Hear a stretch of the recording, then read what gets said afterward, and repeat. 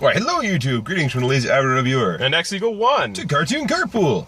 And today was episode 7, I think it was 17, because 15, 16 was... it doesn't matter. We watched Berserk.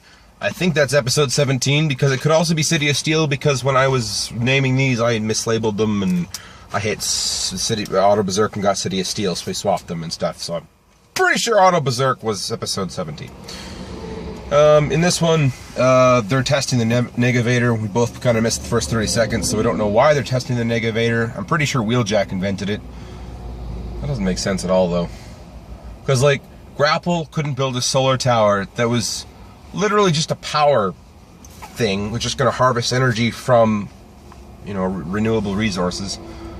And then, that wasn't okay. But this, the Negavator, which completely atomizes and obliterates stuff and just destroys just gone, poof. It doesn't make any sense. It doesn't transform things into energy or... No, it doesn't help in the energy quest. Atomizes. It's just a weapon. It's a very big weapon. This is very much a Megatron thing to build, and that was A-okayed by Optimus, apparently. Anyways, so Soundwave infiltrates and tries to steal it. And there's a huge fight between all 5 Cassetticons and some Autobots. And Red Alert and Inferno are trying to guard the base, and Inferno goes off to help.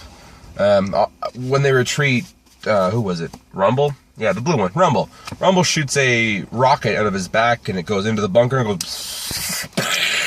And Red Alert gets owned, and then his logic circuits start malfunctioning, and his early warning system goes all paranoid, and he thinks everyone's out to get him, so he goes off and escapes. He gets an electronic migraine. Yeah. Meanwhile, the Decepticons all abandon Starscream during a battle, so he's feeling pretty kind of ticked off that no one's being his friend. So he and Red Alert team up, and they go and steal the Negavator, essentially. Yep. Which, okay. And then, I think it's funny that, like, for the Diaclone figures... because these shows are obviously based off toys.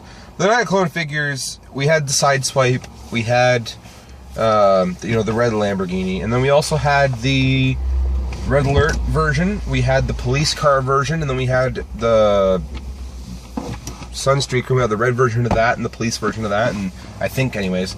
So, it's like, I understand that they had to reproduce this a million times, and so therefore that's why we have a Countach Fire Chief engine. But it doesn't really make sense in the cartoon at all. Because, like, they went to the city, and they're in the U.S., and then they think they see Red, and so they go chasing after him. But no, it's just a Fire Chief Lamborghini Countach. Yep. That doesn't make sense. Look, hey, that's my car. Yeah. He was old enough to maybe have saved enough to afford it. I guess so, if the Fire Chief wanted to, but that just... It amused me to see that. Anyways, Starscream and Red Alert finally capture the Negavator, and then there's a huge fight, and Megatron shows up, and he's like, Starscream, you betraying me? No, this was for you, of course. And then Starscream shoots Red Alert with the null ray, which kind of puts a damper on a lot of his overloading circuits, and that makes him think straight. And then there's, again, a huge fight, except Red Alert set the Negavator to self-destruct, and so the Decepticons retreat, and then Inferno goes and... go to save Red Alert because why not? And then he gets in there and it's like, no, don't save me, I don't deserve to be saved. And he saves him. Thanks. It wasn't even like, no, what are you doing? It's just, oh gee, thanks. Oh my god. And so yeah, it ends with him in his arms. This was an okay episode. Really? Like, okay, better than okay. It's not a great episode, but it's not a terrible episode, and it's not even... It's a little bit better than mediocre. I'll give it that. What would you... I thought it was dumb. Yeah?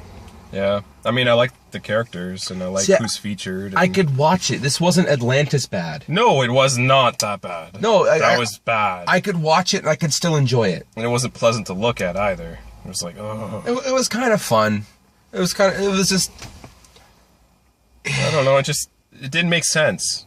A lot of it did not make sense. Optimus would never allow that device to be built in the first place. Yeah, there was a lot of just inconsistencies in the episode. And Red Alert had his spoiler on his back, and even for the G1 toy that's supposed to be on his feet, and that bugged me. The entire episode, I was like, the roof of the car. Spoiler is just supposed to be on his feet. Yeah, that bugged me the whole way through. And not only that, but they said his logic sensors were fried, right? Yeah. But it was logical for him to team up with Starscream. You know, normally your logic sensors are fried. You turn into like a Dinobot, the Berserker, like. You know what I mean? Yeah, no. There's no reasoning. It's just like no. It's like totally for yourself. Yeah, just totally impulse. Yeah. That didn't make sense. But Starscream still was able to reason. Yeah, I didn't. There's a lot of inconsistency. You know what I rate this? I rate this a 3 to 6 on the Constructicons. It's just.